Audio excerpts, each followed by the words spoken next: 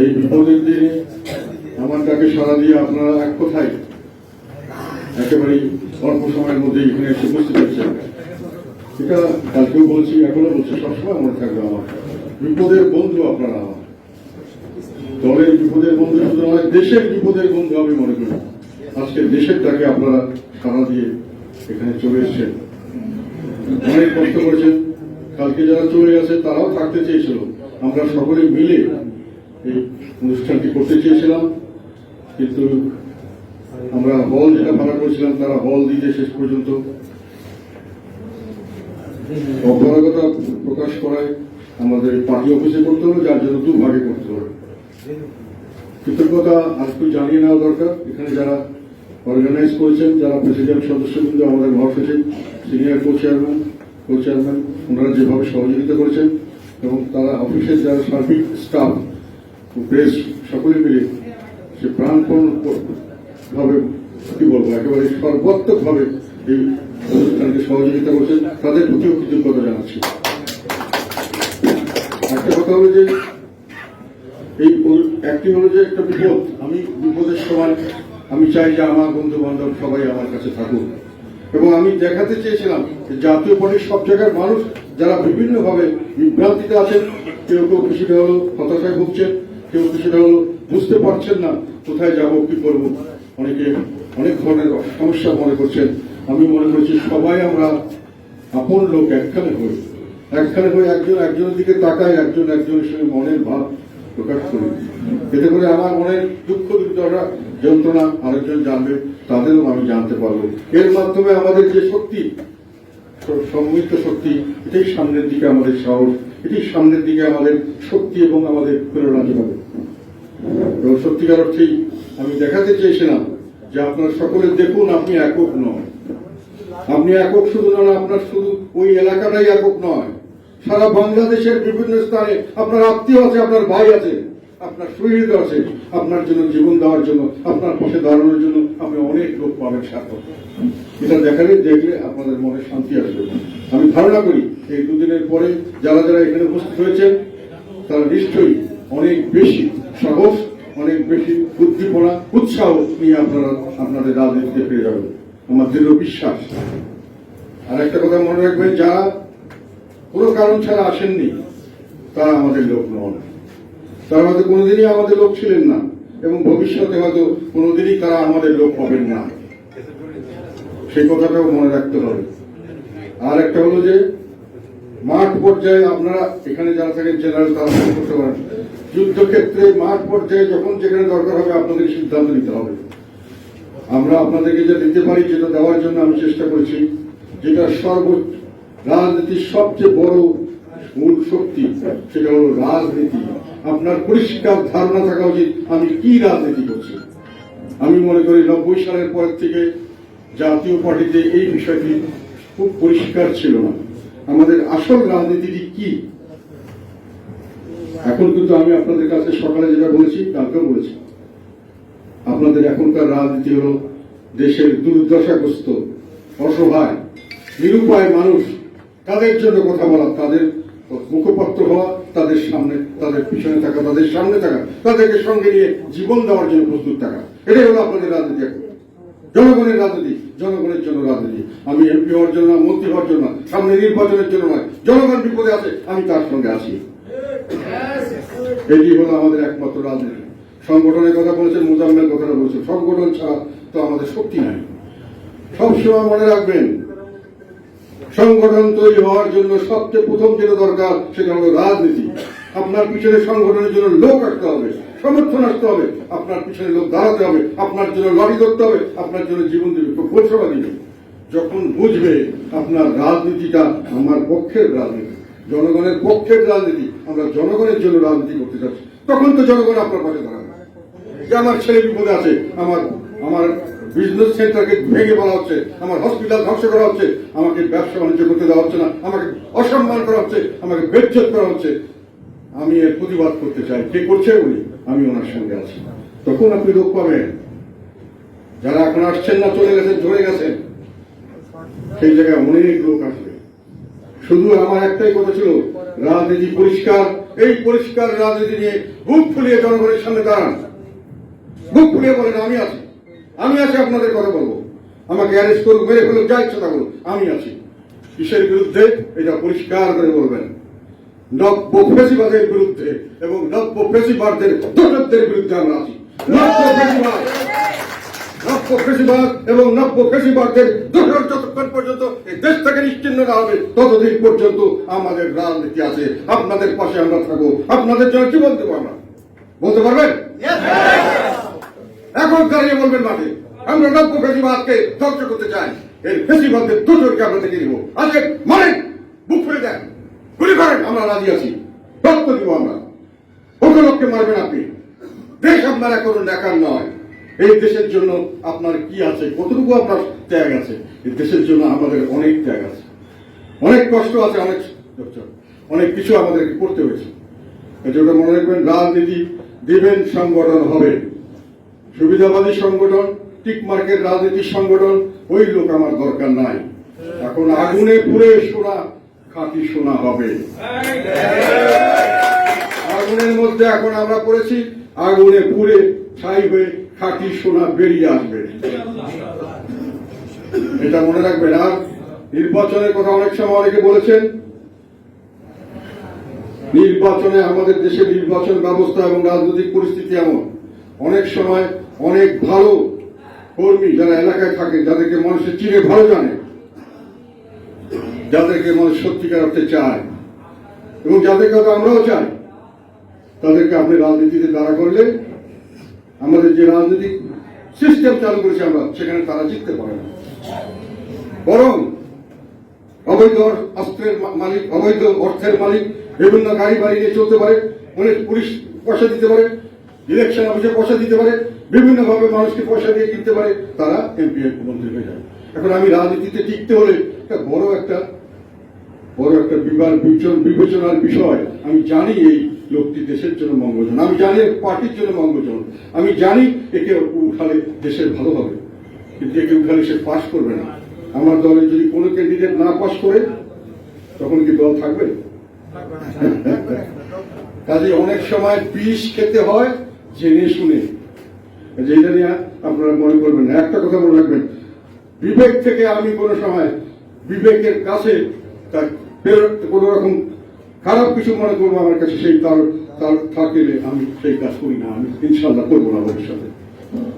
এবং আপনাদের পোস্ট পদবি যা কিছু বলছেন, একটা কথা আপনাদের বলতে চাই, আমি আপনাদের গ্রিভেন্স আমি বুঝি, আমি কিন্তু কোনো কারণ কথায় কোনো কাজ করি না। যা যা বলছেন এখানে উনি ওখানে বলছেন, এটা উনি কথা শুনছেন, নো, আমি কথা শুনি, অনেক সবাই কথাই শুনি, এবং কোন লোককে ক্রস চেক না করে কারোর বিরুদ্ধে কেউ বলাটা আমি মনে করি সামনাসামনি করবেন, সামনাসামনি পরিষ্কার হবে কে দোষী কে নির্দোষ, তখন ব্যবস্থা হবে। আমি এককভাবে শুনে কোনো সিদ্ধান্ত নিই না। তবে এবার অনেক সিদ্ধান্ত আমাদেরকে নিতে হয়েছে যেটা হয়তো অনেকে পছন্দ করেনি। সেটা হলো মাঠ পর্যায়ে যখন আমি জানতে চাচ্ছি যে আমার এখানে একটা লোক থাকা দরকার, আমার এখানে প্রশাসন করা দরকার, 10 লোক থাকতে হবে, জাতীয় পার্টিকে তারা ধ্বংস করতে চাচ্ছে। কারা? ফ্যাসিবাদের দোষর এবং ফ্যাসিবাদ, নব্য ফ্যাসিবাদ এবং তার দোষর জাতীয় পার্টিকে ধ্বংস করতে চাচ্ছে। তারা আমাদেরকে শত্রু মনে করছে, আমরা ফ্যাসিবাদের শত্রু, আমরা শেখ হাসিনার শত্রু ছিলাম। এই দোষররা ধ্বংস করতে চাচ্ছে, আমাদের অস্তিত্বে ঘা দিয়েছে সম্পূর্ণ বেআইনি ভাবে। আমরা এখন পর্যন্ত একটি রেজিস্টার্ড দল, আমাদেরকে আইনগত ভাবে সমস্ত সুযোগ সুবিধা দিতে হবে, আমাদের মিটিং মিছিল করতে দিতে হবে, আমাদের যা অধিকার, সাংগঠনিক অধিকার, সাংবিধানিক অধিকার মানতে হবে। একটাও তারা মানছেন না, একটাও তারা মানছেন না। কেন? আমাদেরকে তারা ধ্বংস করতে চান। কেন ধ্বংস করতে চান? আমাকে ফেসিবাদের দোষর বলছেন, কোথায় ফেসিবাদের দোষরই করছি দেখাতে তো পারেন নাই, ওই গলাবাজি করেছেন। আমরা এখন দেখিয়ে দিচ্ছি আপনি কোথায় ফেসিবাজি করেছেন, আমাকে অত্যাচার করেছেন, আমাকে ফল ভাড়া করতে দেন নাই, আমাকে প্রশাসন করতে দেন নাই, বিভিন্ন ভাবে আমার খবর আপনি নিউজ পেপারে দিতে দেন নাই, বিভিন্ন ভাবে মিথ্যা মামলা দিয়ে আমার লোকগুলোকে, গরিব মানুষকে জেলে দিয়েছেন, সেখানে গিয়ে বলে দিয়েছেন তাদেরকে জামিন দেবেন না। আপনি জানেন মামলাটি মিথ্যা মামলা, আপনি জানেন যে এই লোকগুলিকে আমি অসহায় লোক তার বাসায় পৌঁছে ফেলে না গিয়ে কাছাকাছি করছে, তারপরেও আপনি তাকে জেলে রাখেছেন এবং আপনি তাকে জামিন দিবেন না। আপনার কথা আছে যে আপনি যদি কোনো অভিযুক্ত হয় তার মানে সঙ্গে সঙ্গে কি তাকে আপনি শাস্তি দেবেন? আপনি বিচার করবেন বিচারে সে যে দোষী সাব্যস্ত হয় তাহলেই না আপনি তাকে শাস্তি দেবেন। আপনি তাকে জামিন দেন, তাকে প্রথম কেস করেন, কেস প্রমাণ করেন, দোষী জেল দেন। আমাদের একজন মোহাম্মদপুরে একজন ছেলে আজকে থেকে 8 মাস থেকে সম্পূর্ণ নিরাপদ, তাকে একটা 100-200 লোকের নামের ভিতরে তার নাম ঢুকিয়ে দিয়ে তাকে জেলখানায় বলেছে। এখন কিছুতেই তাকে জেল থেকে ছাড়ানো যাচ্ছে না। 7-8 মাসে সম্পূর্ণ নিরপরাধ লোক। কি বউ আরেকজন একই, আমি প্রথম যার একটা ছেলেকে ধরে দিই, একজন দুজন যেটাই হোক, অন্যায় ভাবে মানুষের অত্যাচার, ফেসিবাদ কথাটা আমরা আপনাদের কাছে শিখেছি। এখন আপনি নিজেকে চিন্তা করেন, আপনি কত বড় ফেসিবাদ। একটা নিরপেক্ষকে আপনি 7-8 মাস ধরে আটকে রেখেছেন, তার বউ ছেলে পেলে নাকে আছে, আপনি তার খবর রাখেন না। কত বড় ফেসিবাদ, কত বড় দুশ্মন, জাতির দুশ্মন, আপনি মানবতার দুশ্মন। এগুলো কথা বলতে হবে, সত্য কথা বলতে হবে। এরা আমাদেরকে ভয় করছে কেন? আমরা সত্য কথা বলছি। কি করবেন? ধরে নিয়ে যাবেন, আটক করে রাখবেন। আমাকে আটক করলে আপনারা মুখ বন্ধ করবেন না। যেখানে যেখানে যাবেন কথা বলবেন, কথা বলবেন, বলবেন ফেসিবাদকে আমরা চাই না, ফেসিবাদের দোষরকে আমরা ধ্বংস করতে চাই। এই কথাটি বলবেন, বারে বারে বলবেন, বারে বারে বলবেন। নব্য ফেসিবাদ, শেখ হাসিনা চলে গেছে ফেসিবাদ করে, শেখ হাসিনা টিকতে পারে নাই। নির্বাচনের কথা বলছেন যে না বিএনপিকে রাখবো না, আমাদেরকে কেন লাগবে না আমি এখন জানি না। আইনগত ভাবে কোনো কিছু নেই। শেখ হাসিনা অনেক খারাপ কাজ করে, তার জন্য তার দলকে ব্যান করবেন, কিভাবে করবেন, কোন আইনে করবেন আমি জানি না। এগুলো আমার নলেজের মধ্যে নেই। একটা কথা হলো, সকল দল নির্বাচনে অংশগ্রহণ না করলে সেই নির্বাচন অবাধ, সুষ্ঠু, নিরপেক্ষ নির্বাচন হয় না। এটা আমি যখন বিএনপিকে দেওয়া হয়নি বা বিএনপি আসেনি তখনও আমি গত সংসদেও এবং গতবার অনেক জায়গায় বক্তৃতা বলেছি, আমি আর্টিকেল লিখেছি, প্রথম আলোতেও আছে, সব জায়গায় আছে। নির্বাচন, সঠিক নির্বাচন না করলে সেই নির্বাচন দেশে বিদেশে গ্রহণযোগ্য হবে না। আমি আওয়ামী লীগকে ভালোবাসি জন্য বলছি না, দেশের স্বার্থে বলছি। এবং যদি না হয় সেই সরকার বৈধ সরকার হিসেবে অনেকের কাছে গণ্য হবে না। আর একটি স্বাভাবিক কথা বলছি দেশের স্বার্থে, সেটা হলো আপনি যে কোনো ভাবে ক্ষমতায় যাবেন, ক্ষমতা চালাবেন, এবং সেখানে আপনি শেখ হাসিনা যা করছে তাই করতে চাইবেন। শেখ হাসিনা কি টিকতে পারছে? আপনি কিভাবে টিকবেন? আওয়ামী লীগ যতই খারাপ হোক, যতই ফেসিবাদ হোক, যাই হোক, এদের লোকজন আছে না? আপনি নির্বাচিত হয়ে আওয়ামী লীগকে বাদ দিয়ে খুব গাড়ি ঘোড়া চালায় ধুমধাম করে চলতে থাকবেন, আর কয়েকদিন পরে মানুষের খাবার নাই, মানুষের ব্যবসা বাণিজ্য নাই, মানুষের চাকরি নাই, মানুষের বলবে আমরা এর বিরুদ্ধে যাই। আওয়ামী লীগ তাকে নিয়ে যাবে না, আন্দোলন হবে না, দেশের কি স্থিতিশীলতা আসবে? যদি স্থিতিশীলতা না আসে তাহলে কোন বিদেশি ইনভেস্টমেন্ট আসবে? কোন ব্যবসা বাণিজ্য আসবে? কোন লোন আসবে বিদেশ থেকে? আপনাকে কি লোন দেবো? আপনার দেশের কোনো খবর নাই, সরকারের বৈধতা নেই। দুদিন পরে আবার গন্ডগোল শুরু হয়েছে, আবার সরকার পতন হবে, আবার আমি টাকা পয়সা দিয়ে কোথায় টাকা হারাবো? সেই জন্যই বলছিলাম যে সকলকে দলকে নির্বাচন করতে হবে, সকলকে সমান সুবিধা দিতে হবে।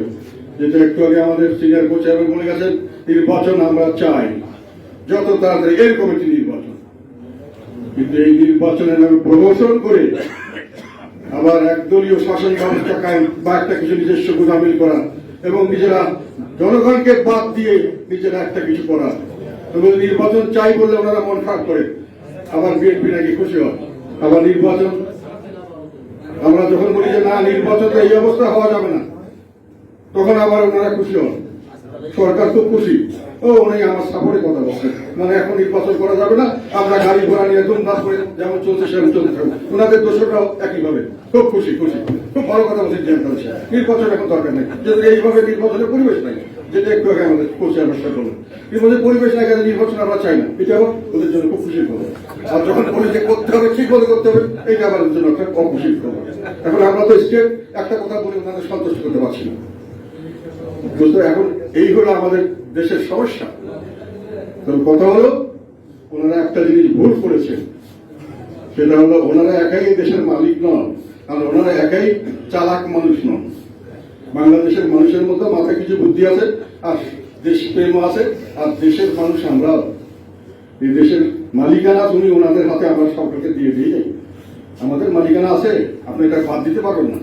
একটা কথা শুনছিলাম, আন্দোলনের পরে নাকি যারা পরাজিত হয় তাদেরকে জবাই করতে হবে সবাইকে, এবং এটা নাকি করার জন্য ওনারা একটা ব্যবস্থাও নিয়ে ফেলছে। এই কথাটা বলছে, অবশ্যই বলছে, পরাজিত হওয়ার পর আন্দোলন বিপ্লবের পরে নাকি সবাইকে খতম করতে হবে। এবং সেখানে যারা পরাজিত, সেখানে কিন্তু আমরা বিজিত ছিলাম, বিজয়ী ছিলাম, আমরা কিন্তু পরাজিত ছিলাম না। আমাদেরকে পরাজিত তালিকার মধ্যে পাইছে, এবং এই জন্য মিথ্যা মামলার মধ্যে দিয়ে দিচ্ছে। পরাজিত তালিকার মধ্যে আমাদের কতল করার তালিকার মধ্যে রাখছে, যাতে ফাঁসি কাষ্ট আছে, ফাঁসির মামলা, ফাঁসি হবে, ছটমট চলে যাবে সব। ক্লিন কান্ট্রি, তাহলেই দেশ উন্নত দেশ। 50% লোক ফাঁসি, আমরা দেশ ফাঁসি, আমরা সেই দেশ হলো সুখের দেশ, সুখের শান্তিতে বাংলাদেশ। আপনারা কি এই দেশে চান নাকি? চাইবেন কেন? আপনাদের তো জবাই করবে, আপনারা সবাই করার মধ্যে খুশি হওয়ার কোনো কারণ নাই। এখন যারা খুশি হচ্ছেন তারা এখন জানি না কি মতলব করছেন, তবে দেশে তারা একটা অরাজকতা সৃষ্টি করেছেন। মানুষের শেখ হাসিনা যে সমস্যাগুলি সৃষ্টি করেছেন তার চেয়ে এখন কোনো অংশে কম সমস্যায় বাংলাদেশের মানুষ নাই। বরং একটা কথা কালকে বলেছিলাম, আজকেও বলি, একটা অপরিচিত দেবতা একটা পরিচিত চেনা জানা একটা দানবের চেয়েও অনেক বেশি ক্ষতিকারক হতে পারে।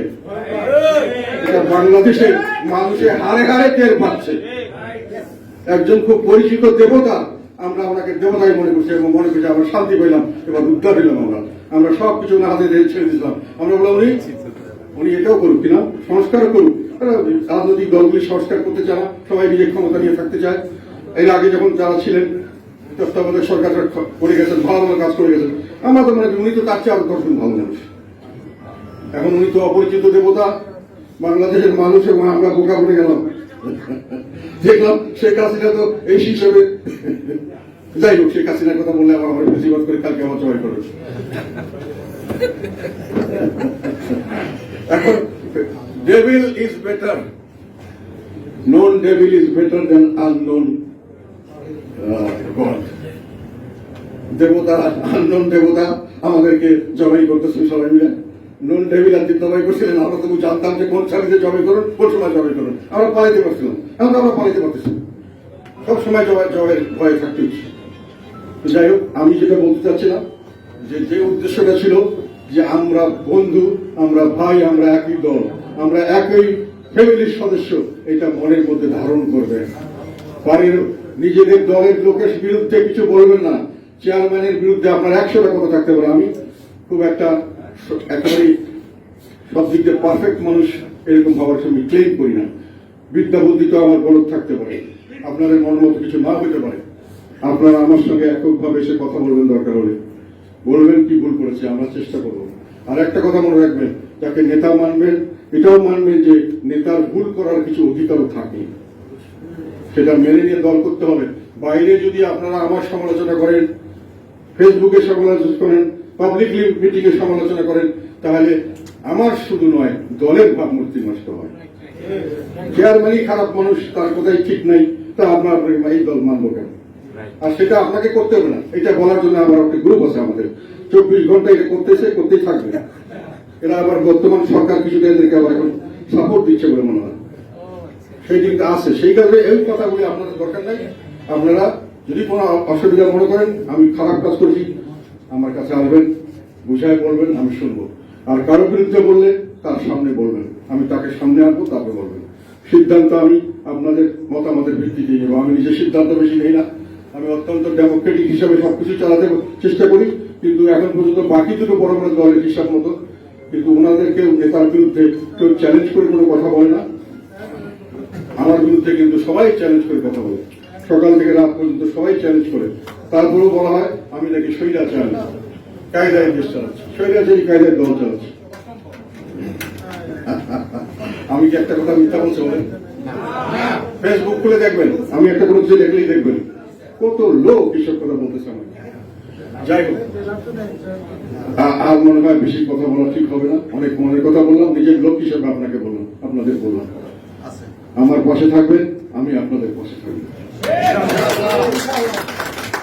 যারা থাকতে চাইবেন না তাদের কোনো অসুবিধা নেই, আমার কোনো সমস্যা নেই। বন্ধু হলে প্রকৃত বন্ধু হবে, ভেজাল সোনা দিয়ে আমার কোনো লাভ নাই। আসল সোনা দিয়ে আমি ভবিষ্যৎ করতে চাই। ধন্যবাদ সবাই।